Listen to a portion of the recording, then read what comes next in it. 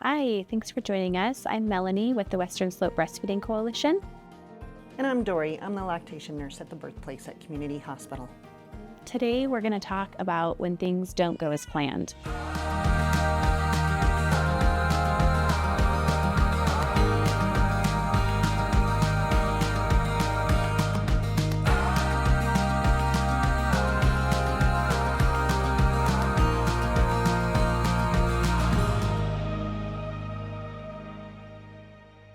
So tell us about one of those times. For example, let's talk about a medication that you have to take and you have to stop breastfeeding for a moment. First of all, I always like to double check to make sure that you really have to stop breastfeeding with the medication. And in the short term, that is wonderful. You should definitely follow the advice of your physician. But there's resources that exist, like the Infant Risk Line, to actually call in and get some information about what the true risk is and then make an informed decision. What about, Melanie, when your journey has ended? I think for many women, this can be an emotionally challenging time because maybe they didn't want it to end. Maybe baby had a tongue or a lip tie that they didn't get treatment for. Their supply diminished by the time they had it diagnosed, and things are just incredibly stressful, and they're making the decision to quit. Now, making the decision that this is the right thing for my mental health can be really, really important, right? But also, if they're feeling forced into that, or they're feeling like they didn't get the support they needed with breastfeeding, those women have a different journey, and there's grief involved. And it's so important to name that the feeling that you're having is grieving the loss of the breastfeeding experience that you were hoping for. And if we don't properly address that, that can really cascade into mental health crisis even. And that's where things get scary. And it truly, like, you probably know some of the statistics out there. Absolutely.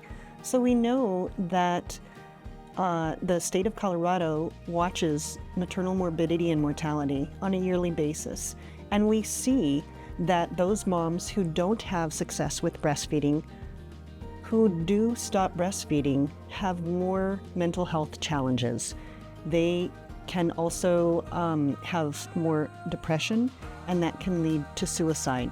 So we really want to talk about this. And I think the very first step in that is just acknowledging the big elephant in the room, that like there is this normal thing that you're expected to do, and then all of a sudden, like, baby's not latching the way that they're supposed to, or it doesn't feel good, it hurts, and you're flooded with these emotions. Maybe you're even having feelings like, my baby hates me, my baby hates my milk, my milk is making my baby sick, like something's wrong with you.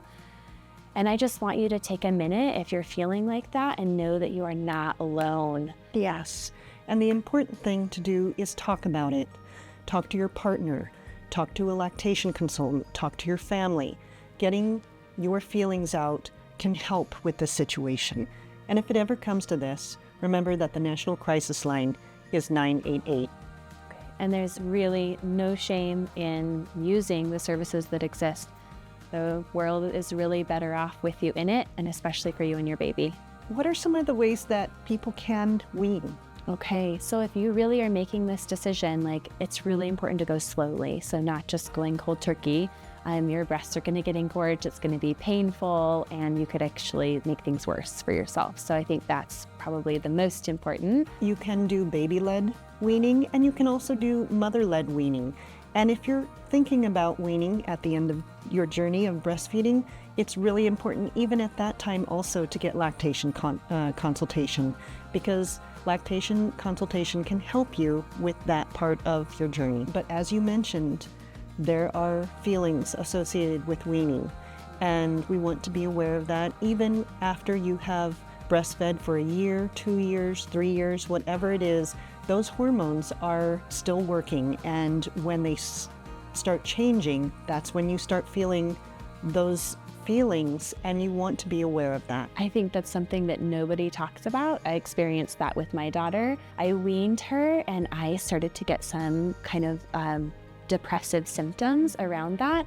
And even with a background in nursing, I really was unprepared for how emotionally challenging the weaning process would be, and I was grateful for my support system. Thank you for joining us. If you have more questions about when things don't go as planned, you need support, please reach out to us or the resources that we mentioned today. Thank you.